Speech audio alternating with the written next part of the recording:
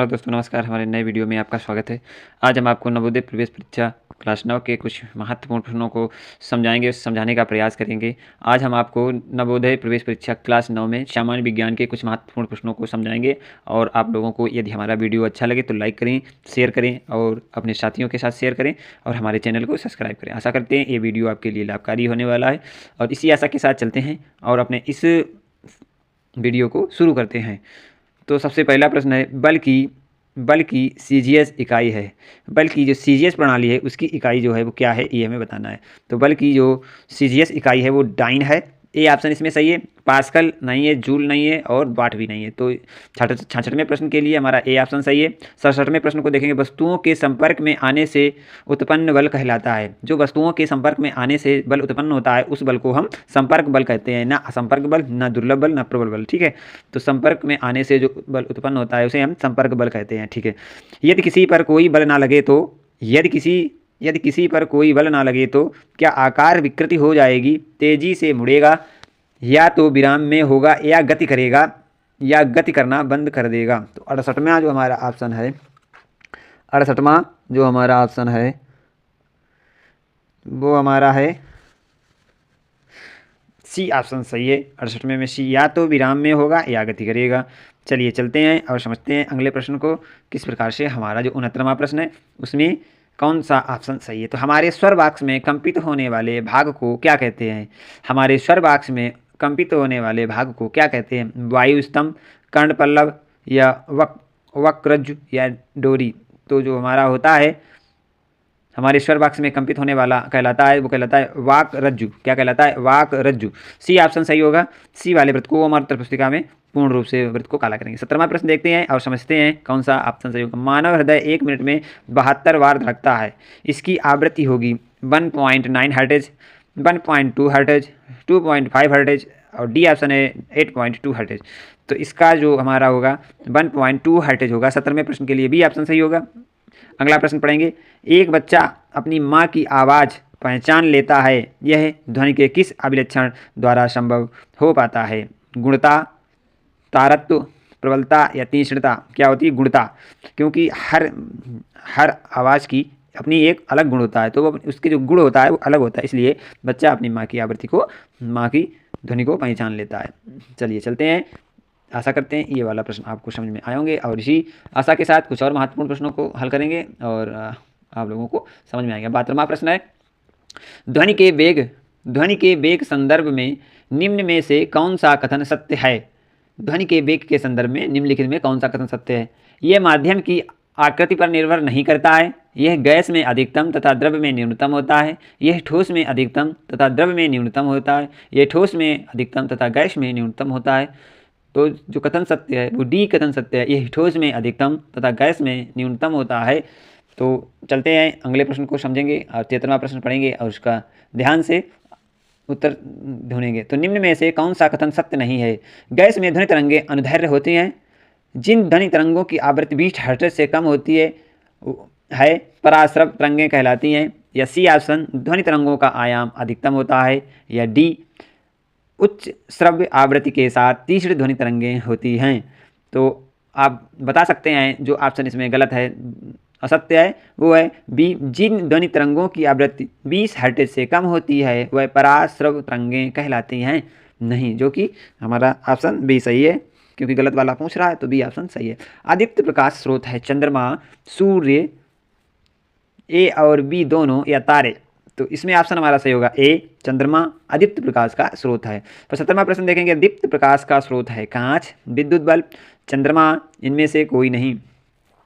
तो विद्युत बल्ब है दीप्त प्रकाश का स्रोत विद्युत बल्ब है। ठीक है। 76वें प्रश्न में पारभाषक माध्यम है, जो पारभाषक माध्यम है वो कौन सा है, ये हमें बताना है। ए वायु, बी कांच, सी घिसा हुआ कांच और डी दीवार। तो सी ऑप्शन सही है, घिसा हुआ कांच। 77वां प्रश्न देखेंगे और समझेंगे किस प्रकार से इस प्रश्न को हल करेंगे। निर्वात में प्रकाश की चाल होती है 3 × 10⁷ सेंटीमीटर प्रति सेकेंड, बी 2 × 10⁸ सेंटीमीटर स्क्वायर, सी 3 × 10⁸ सेंटीमीटर स्क्वायर, या 3 × 10⁻10 सेंटीमीटर स्क्वायर सेकेंड। तो हमारी जो ऑप्शन सही है वो सी ऑप्शन सही है, 3 × 10⁸ मीटर प्रति सेकेंड। उत्तल दर्पण के सामने रखी किसी वस्तु का प्रतिबिंब बनता है वस्तु की स्थिति पर, दर्पण के सामने वस्तु की स्थिति से 2 गुनी दूरी पर, दर्पण के सामने वस्तु की स्थिति से आधी दूरी पर, या दर्पण के पीछे।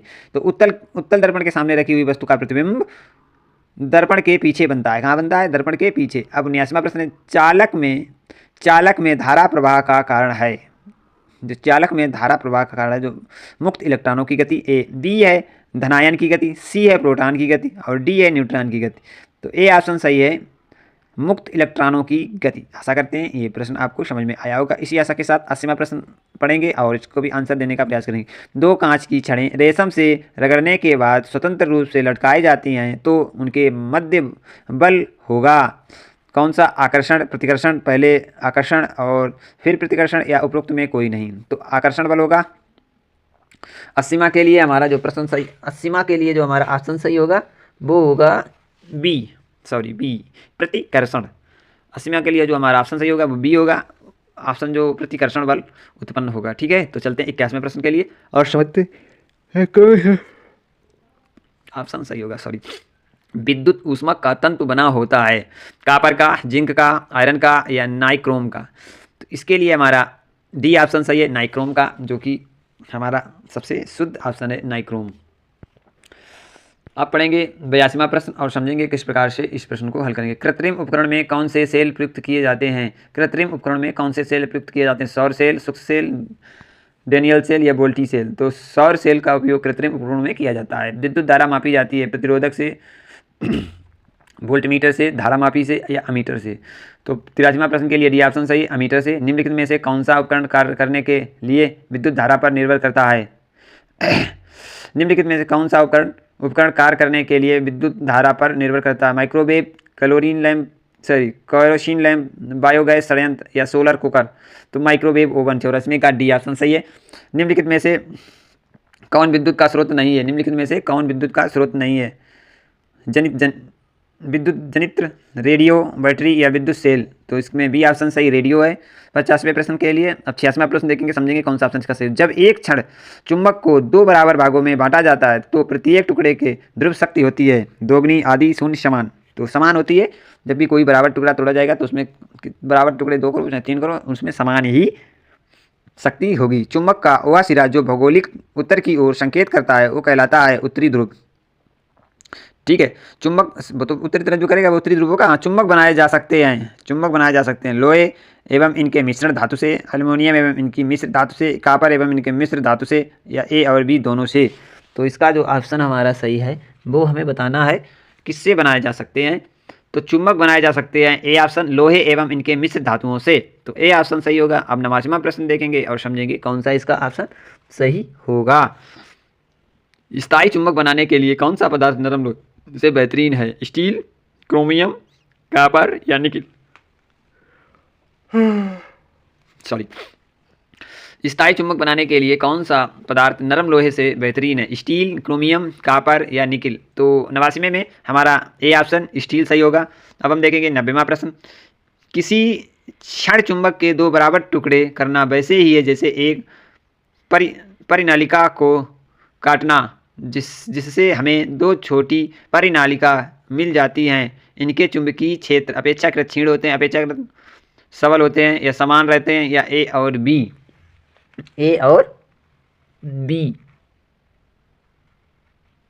तो इसमें हमारा जो ऑप्शन सही होगा वो होगा ए। कौन सा? ए, अपेक्षाकृत क्षीण होते हैं।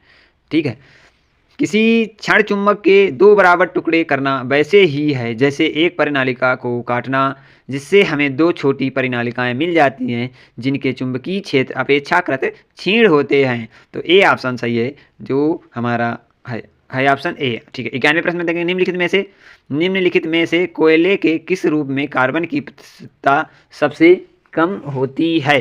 पीट, लिग्नाइट, सी ऑप्शन है बिटुमिनस, या एंथ्रासाइट।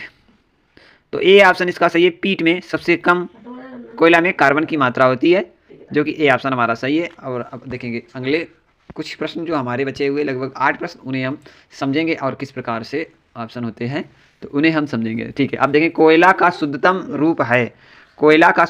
रूप है एंथ्रासाइट, बिटुमिनस, या लिग्नाइट्स या पीट, तो एंथ्रासाइड जो हमारा 92 का ए प्रश्न, ए ऑप्शन सही है। चलिए देखते हैं कार्बन का अपर रूप जिसका उपयोग धातु के निष्कर्षण में होता है। कार्बन का अपर रूप जिसका उपयोग धातु के निष्कर्षण में होता है वो कौन है? गैस कार्बन, कोयला, कोक या चारकोल।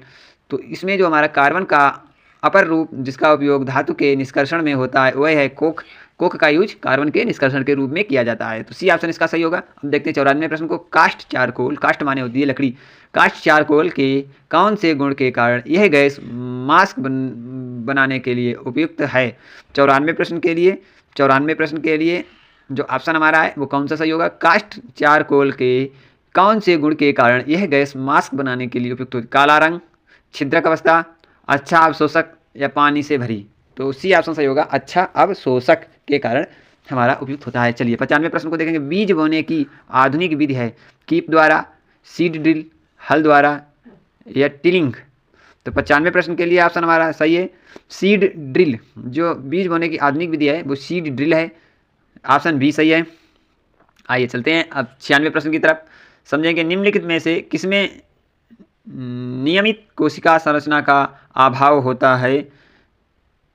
निम्न में से किसमें नियमित कोशिका संरचना का आभास होता है, अभाव होता है? जीवाणु, विषाणु, प्रोटोजोआ या शैवाल। तो इसमें होगा बी ऑप्शन विषाणु। कुछ प्रश्न और बचे हैं उनको हल करने का प्रयास करेंगे और आशा करते हैं ये प्रश्न आपके लिए बहुत ही लाभकारी होंगे परीक्षा में। अब इसी आशा के साथ 97वां प्रश्न पढ़ेंगे। निम्न में से कौन सा उद्दीपन के प्रति प्रतिक्रिया दर्शाता है?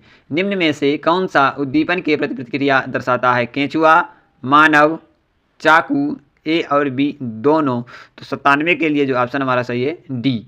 तो निम्नलिखित में से कौन उद्दीपन के लिए प्रतिक्रिया दर्शाता है? ए और बी दोनों। इसके बाद है एंडेमिक पादप वे होते हैं जो कि सर्व स्थानों पर पाए जाते हैं, सिर्फ कुछ ही स्थानों तक सीमित होते हैं, अटलांटिक क्षेत्र में पाए जाते हैं या ग्रीगेरियस आवास वाले होते हैं। 98वें प्रश्न के लिए बी ऑप्शन होता है जो सिर्फ कुछ ही स्थानों तक सीमित होते हैं। एंडेमिक पादप, जो एंडेमिक पादप हैं वो कुछ ही सीमित स्थानों पर पाए जाते हैं। तो 99वां प्रश्न देखें। निम्न में से कौन सा जंतु WWF का चिन्ह है? चीता, हॉर्नबिल, जाइंट पांडा या सफ़ेद भालू। 99 के लिए सी जाइंट पांडा। ये हमारा एक बहुत सर्दी वाली जगह पे पाया जाता है जाइंट पांडा, जो WWF का एक चिन्ह है। ठीक है, जो WWF की लड़ाइयाँ होती है कुश्ती वगैरह उसमें उसका चिन्ह के रूप में उपयोग किया जाता है। तो ये हमारा जाइंट पांडा जो कि बहुत ठंडी जगह पे पाया जाता है। ठीक है, अब 100वां प्रश्न है। वह प्रजाति जो विलुप्त होने की कगार पर है कहलाती है? एंडेंजर्ड, वुलरेनेबल या रेयर या क्रिटिकल एंडेंजर्ड। तो 100वें ऑप्शन के लिए डी ऑप्शन सही है, क्रिटिकली एंडेंजर्ड, जो कि डी ऑप्शन हमारा सबसे उपयुक्त है। आशा करते हैं ये वीडियो आपके लिए लाभकारी होगा। यदि हमारा वीडियो अच्छा लगे तो हमारे चैनल को सब्सक्राइब करें और ये वीडियो अपने साथियों के साथ शेयर करें। यदि आपको कोई भी इससे इन्फॉर्मेशन अच्छी बुरी मिली हो तो हमारे साथ कमेंट के जरिए से हमें बता सकते हैं। ठीक है, जय हिंद, जय भारत, धन्यवाद।